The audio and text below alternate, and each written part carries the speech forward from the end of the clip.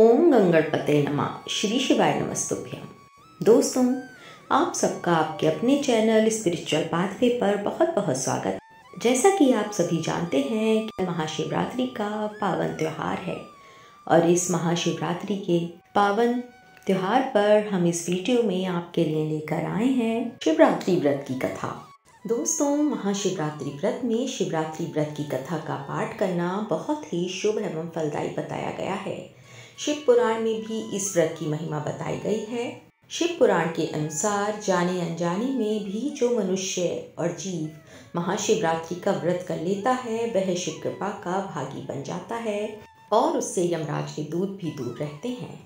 इसलिए महाशिवरात्रि व्रत में शिव भक्तों को महाशिवरात्रि की इस कथा का पाठ जरूर करना चाहिए। दोस्तों, अगर आप शिवरात्रि का व्रत करते हैं तो इस कथा का श्रवण अवश्य करें, जिससे भगवान शंकर और माता पार्वती की कृपा आप पर व आपके परिवार पर हमेशा बनी रहे। और अगर आप इस कथा का श्रवण करते हैं तो आप कथा को बीच में अधूरा ना छोड़ें, क्योंकि ऐसा करने से आप पाप के भागी बनते हैं। तो आइए दोस्तों, महाशिवरात्रि व्रत की कथा प्रारंभ करते हैं।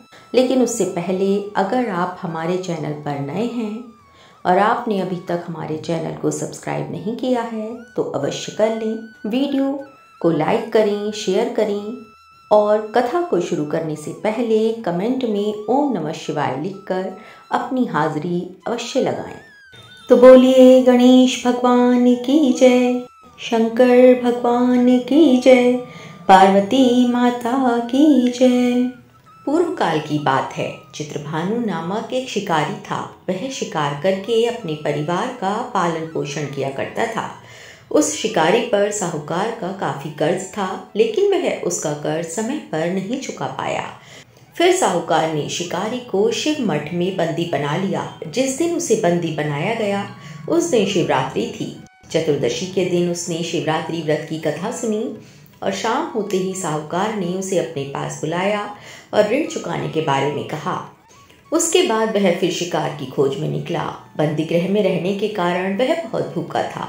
शिकार की तलाश में वह बहुत दूर निकल आया। अंधेरा होने पर उसने जंगल में ही रात बिताने का फैसला किया और एक पेड़ पर चढ़ गया। उस पेड़ के नीचे शिवलिंग था जो बेलपत्र के पत्तों से ढका हुआ था। शिकारी को उसके बारे में कोई जानकारी नहीं थी। पेड़ पर चढ़ते समय उसने जो टहनियां तोड़ी वह शिवलिंग पर गिरती रहीं। इस तरह से भूखे प्यासे रहकर शिकारी का शिवरात्रि का व्रत हो गया और शिवलिंग पर बेलपत्र भी चढ़ गए। रात के समय एक हिरनी पानी पीने तालाब पर आई। शिकारी जैसे ही उसका शिकार करने जा रहा था तभी हिरनी बोली, मैं गर्भवती हूँ, शीघ्र ही प्रसव करूंगी। तुम एक साथ 2 जीवों की हत्या करोगे। मैं बच्चे को जन्म देकर तुरंत तुम्हारे सामने आ जाऊंगी, तब मुझे मार लेना। शिकारी ने हिरनी को जाने दिया। इस दौरान अनजाने में कुछ बेलपत्र शिवलिंग पर गिर गए। इस तरह उसने अनजाने में प्रथम प्रहर की पूजा संपन्न कर ली। कुछ देर बाद एक हिरनी उधर से निकली। जैसे ही शिकारी उसे मारने के लिए धनुष चढ़ाया तो हिरनी ने विनम्रता पूर्वक निवेदन किया, हे शिकारी, मैं थोड़ी देर पहले ही ऋतु से निवृत्त हुई हूँ, कामातुर विरहिणी हूँ, अपने प्रिय की तलाश में हूँ। अपने पति से मिलकर मैं तुम्हारे पास आ जाऊंगी। शिकारी ने उसे भी जाने दिया। रात का आखिरी पहर बीत रहा था, तब भी कुछ बेलपत्र शिवलिंग पर जा गिरे। ऐसे में शिकारी ने अनजाने में ही अंतिम प्रहर की पूजा भी कर ली। इस दौरान वहां एक हिरनी अपने बच्चों के साथ आई। उसने भी शिकारी से निवेदन किया और शिकारी ने उसे भी जाने दिया। इसके बाद शिकारी के सामने एक हिरण आया। शिकारी ने सोचा, अब तो मैं इसे यहाँ से नहीं जाने दूंगा, इसका शिकार करूंगा। तब हिरण ने उससे निवेदन किया कि मुझे कुछ समय के लिए जीवन दान दे दो। शिकारी ने पूरी रात की घटना उस हिरण को सुना दी।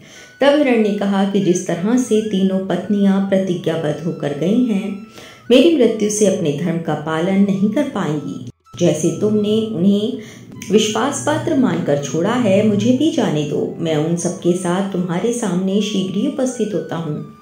शिकारी ने उसे भी जाने दिया। इस तरह सुबह हो गई। उपवास, रात्रि जागरण और शिवलिंग पर बेलपत्र चढ़ाने से अनजान शिकारी की शिवरात्रि की पूजा पूर्ण हो गई। लेकिन अनजाने में हुई पूजा का परिणाम उसे तत्काल मिला। थोड़ी देर बाद हिरण और उसका परिवार शिकारी के सामने आ गया। उन सभी को देखकर शिकारी को बहुत गिलानी हुई और उसने पूरे परिवार को जीवन दान दे दिया। अनजाने में शिवरात्रि व्रत का पालन करने पर भी शिकारी को मोक्ष की प्राप्ति हुई। तब मृत्यु काल में यमदूत जीव को ले जाने आए तो शिव गणों ने उन्हें वापस भेज दिया और उसे शिवलोक ले गए। शिव जी की कृपा से चित्रभानु अपने पिछले जन्म को याद रख पाए।